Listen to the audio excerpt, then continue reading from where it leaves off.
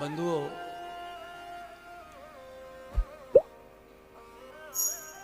आज महाभारत की कथा सुनाने वाला हूं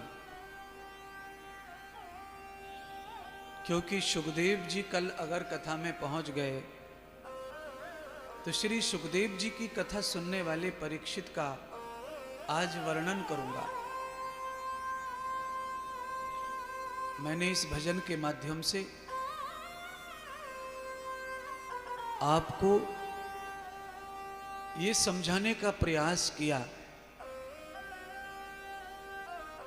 कि सब कपड़ों में जेब होती है पर कफन में जेब नहीं होती। आप सब जानते हैं, मर जाए कोई तो उसकी घड़ी, उसके कान के कुंडल, उसके पैर के बिछिया तक निकाल लेते हैं।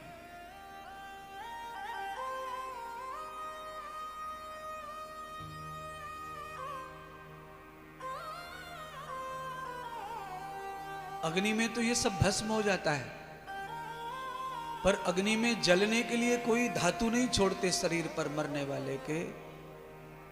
एक छोटा सा तार सोने का मुंह में डालते हैं, और वो सोने का तार भी गरुड़ पुराण में लिखा है, पद्म पुराण में लिखा है कि सोना मुंह में डालने से कुछ पाप कम हो जाते हैं मरने वाले के, इसीलिए डाल देते हैं। अगर मुख में तार डालने से पाप कम होते हैं तो क्यों ना उसके कान के कुंडल, नाक के नथली, नाथे का टीका, हाथ के सारे कंगन सोने के साथ जाने दो, बहुत सारे पाप कम हो सकते हैं, भगवान माफ कर सकते हैं। क्योंकि भगवान सोने के भूखे बैठे हैं, सोने की दलाली भगवान लेते हैं शमशान में वैद्यनाथ महादेव। इसीलिए क्या क्या पाखंड समाज में फैला हुआ है। सोना मुख में, वैज्ञानिक तरीके से देखा जाए तो सोना मुख में डालने से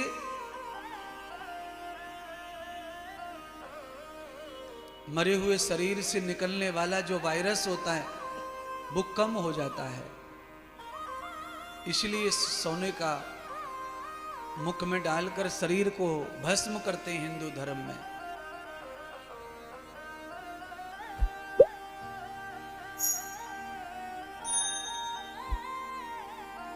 आप इस बात को समझ लीजिए, महाभारत का युद्ध संपन्न हो गया और महाभारत के युद्ध में कौरवों की पराजय हुई और पांडवों की विजय।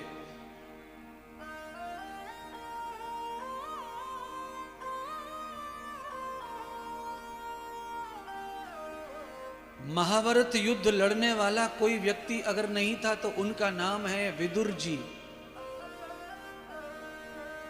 विदुर जी पांडवों के साथ रहना चाहते थे युद्ध में, पर वचन दिया था कौरवों के धृतराष्ट्र को, पितामह भीष्म ने भी, विदुर ने भी, कि हम हमेशा तुम्हारी ही सेवा करेंगे।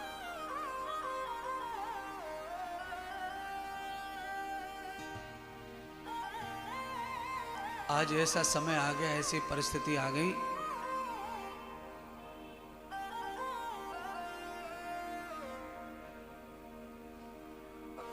कि विदुर जी साथ नहीं दे पाए कौरवों का और पांडवों का, तो उन्होंने यही निश्चय कर लिया कि अच्छों का साथ हम दे नहीं सकते और बुरों के साथ हम रहना नहीं चाहते, तो क्या करें। तो भगवान श्री कृष्ण की आज्ञा लेकर के विदुर वन में चले गए थे पत्नी सुलभा को लेकर।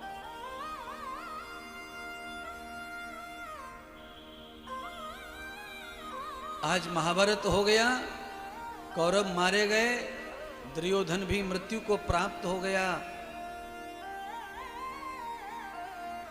धृतराष्ट्र और गांधारी दोनों जीवित पांडवों के ही महल में निवास करते हैं। पांडव भली भांति उनकी सेवा करते हैं। पांडवों के मन में तनक भी ये बात नहीं आती है कि ये वही है, ये वही गांधारी है और ये वही धृतराष्ट्र है जिसने अपने पुत्रों को नहीं रोका था अत्याचार करने से। पांडव ये सारी बात इसलिए नहीं सोचते क्योंकि गांधारी और धृतराष्ट्र दोनों ने खूब खूब समझाया था कौरवों को, अपने पुत्रों को, पर दुर्योधन के आगे पिता माता की एक नहीं चलती थी। बड़े पुत्र का सम्मान करना पहले से ही हमारी परंपरा है। बड़ा पुत्र, हमारे यहाँ पर पुराणों में लिखा है कि बड़े पुत्र का नाम तो पिता को भी नहीं लेना चाहिए।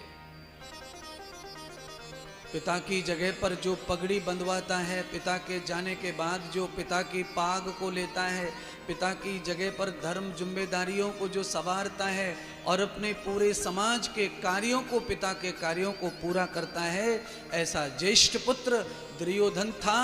और वो निकम्मा था, अत्याचारी था, हिंसक था, लालची था और माता पिता के ऊपर चढ़ कर के काम करने वाला नाश की ओर चला गया। आज भी भारत में किसी भी कौम जात में कोई ऐसा दुष्ट दुर्योधन है पुत्र जो माता पिता की एक नहीं सुनता, उनके सिर पर चढ़कर काम करके उनको तकलीफ में डालता है, उसका भी दुर्योधन जैसा ही हर्ष होगा, उसका भी ऐसा ही होगा। उसे भी ऐसे ही मरना पड़ेगा, अपयश की मृत्यु, उसके मरण को अपयश प्राप्त होगा।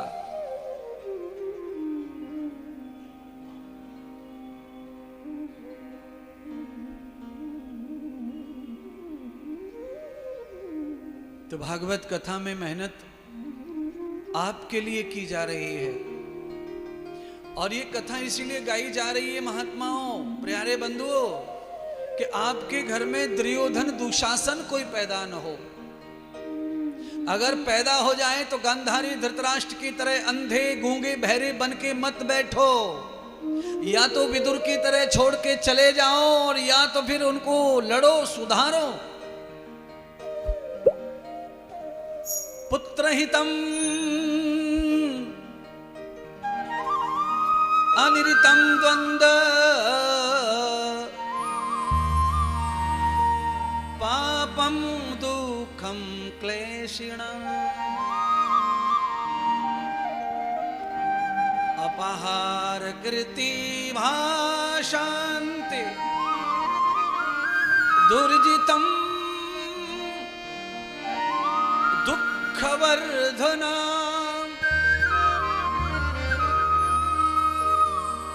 अनंत कुलंघातिम वासयेव सर्वदा पित्रांतरदरन् दुःख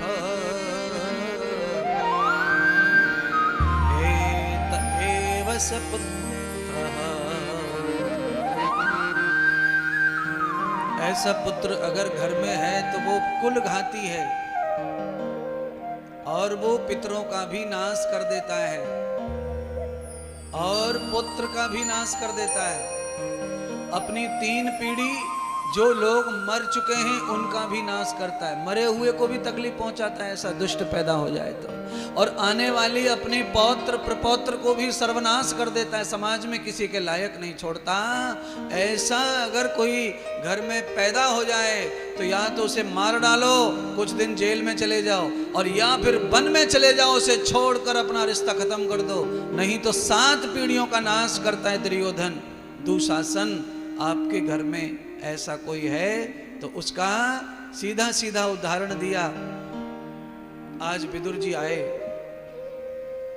लौटकर हस्तिनापुर में और आकर पता लगाया कि धृतराष्ट्र और गांधारी दोनों जीवित हैं। महाभारत पूरा हो गया, पांडवों को विजय मिल गई और पांडव ही सेवा कर रहे हैं उन दुष्टों की। विदुर जी क्रोधित हो गए और गांधारी धृतराष्ट्र को जितना चाहे उतना सुना डाला। गांधारी रोने लगी, धृतराष्ट्र भी रोने लगे। हे विदुर, तुम सच कह रहे हो, मार लो, हमको मारो और अपने हाथों से मृत्यु दंड दे दो, हम इसके लायक ही हैं। दुष्ट माता पिताएं पुत्र मोह में अंधे हो गए, आंखों से अंधा हो गया और ममता से अंधा हो गया। गांधारी आंखों वाली होके पट्टी बांध ली मोह में। इसीलिए विदुर तुम मेरे भ्राता हो, मुझे तुम मार डालो, मैं जीना नहीं चाहता। जिन पांडु पुत्रों के साथ मेरे पुत्रों ने केवल घात किया, मैं उनके यहां रह रहा हूं और वो मुझे सम्मान दे रहे हैं। एक पल भी विदुर मैं जीना नहीं चाहता, पर मैं मर नहीं सकता क्योंकि मुझ में मरने की शक्ति नहीं है। मैं घोर लालची हूं, माया से भरा हुआ, प्रपंच से भरा हुआ, पुत्र मोह में अंधा। मुझे तुम ही मार दो, मृत्यु दंड दो। हे विदुर तुम मुझे मारो, मुझे जीवित नहीं रहना है पल भर भी, पर मैं स्वयं से मर नहीं सकता। मैं निर्बल हूं, इतना कमजोर कि जो अपने पितरों के आगे कुछ न कर सका, वो कैसे यम को कैसे जीते। हे विदुर अब तुम ही कोई मार्ग बताओ, हम क्या करें, कहां जाएं। गांधारी आंखें नहीं खोलती, मुझे दिखता नहीं, तुम्हें कौन से वन में जाऊं, एक क्षण भी जीने का मन नहीं है। इसलिए हे विदुर मेरे ऊपर कृपा करो, मेरे ऊपर दया करो। यह तो मुझे मृत्यु दंड दे दो, या तो मुझे किसी जंगल में प्रयाण करा दो। विदुर जी संत बन गए थे, तपस्या कर जंत बन गए थे। भगवान कृष्ण के परम भक्त विदुर जी ने नीति अपनाई और धृतराष्ट्र और गांधारी को अपने साथ आधी रात्रि में ले लिया और सीधे हिमालय ले गए। हिमालय गंगा के तट पर ले गए और वहां जाकर के विदुर जी ने गांधारी और धृतराष्ट्र को एक अज्ञात वन में अपने साथ ले जाकर बिठा दिया। भगवान श्री सूत जी सौनक आदि ऋषियों को बताते हैं कि हे सौनक, अचानक से जंगल में भयंकर आग लग गई और उस आग में ही गांधारी धृतराष्ट्र जलकर राख हो गए। बंधुओं, अचानक आग लग जाए और वहां कोई मर जाए, जैसे झुलस के कुछ लोग मर जाते हैं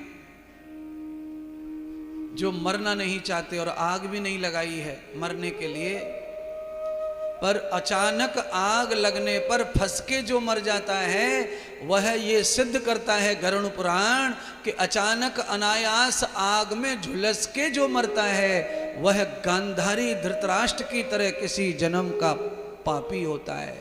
उसका पाप उसे जीवित ही भस्म कर देता है, चाहे उसने इस जन्म में कोई पाप नहीं किया हो, पर पिछले जन्मों का अपराध उसे जीवित ही आग में पाप की जलाकर भस्म कर देता है।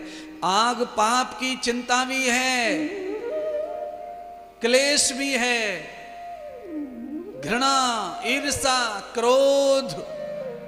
आप ध्यान कर लेना, जिस आदमी के पल्ले में कुछ पाप भारी पोटली के हैं, उस आदमी को क्रोध भी ज्यादा आता है। क्रोधी आदमी कोई पवित्र नहीं होता है। क्रोध किसी आदमी को बात बात पर आता है तो समझ लेना ये पापी है, इसमें पाप भरा हुआ है। प्लीज कृपया आप इधर उधर ना देखें। मैं आपके पति, आपकी पत्नियों को नहीं कह रहा हूं, मैं ये बताने का प्रयास कर रहा हूं कि क्रोध भी उसी आदमी को अधिक आता है जिस आदमी के पास पाप है। कौन से जन्म का है, कब का है, ये कोई नहीं जानता, पर क्रोध आएगा ही उसी व्यक्ति को जब उसके अंदर पाप धधक रहा होगा, पाप भड़क रहा होगा, तब उसे क्रोध आकर घेर लेता है।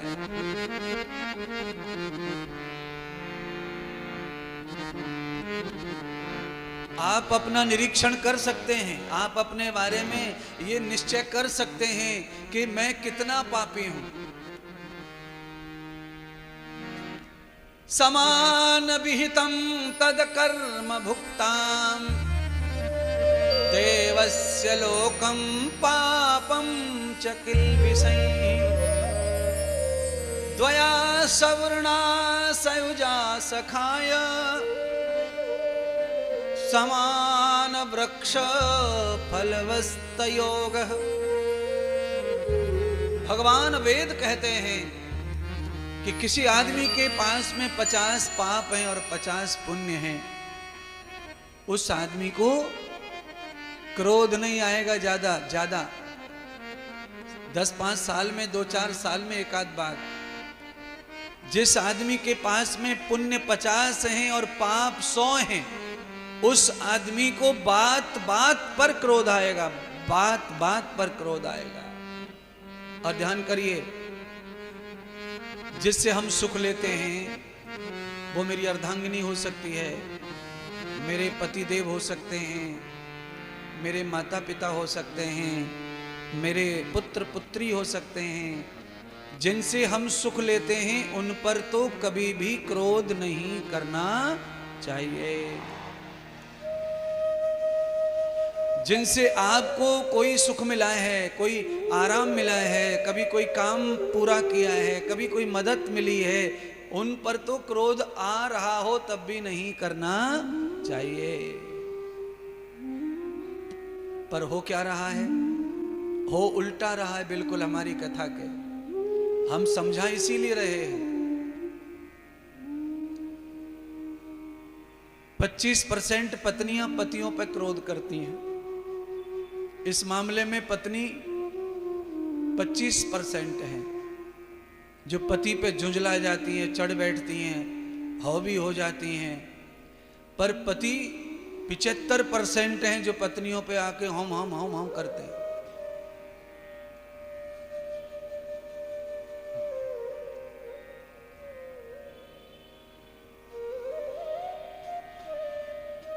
ये बिल्कुल मेरा नापा हुआ टारगेट है।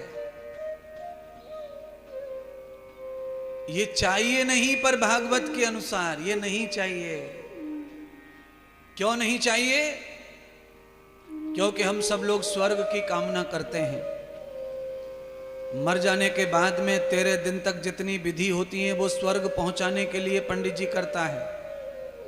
और जीवित भी हम जो कोई संकल्प करते हैं, दान सेवा पूजा कथा, ये सब स्वर्ग जाने के लिए ही हम करते हैं। ये सब स्वर्ग आप जाओगे जब जाओगे। पर मैं आपको बता सकता हूं कि पति पत्नी एक दूसरे पर जीजते नहीं है, खींचते नहीं है, क्रोधी नहीं होते हैं, लड़ते नहीं हैं और मुख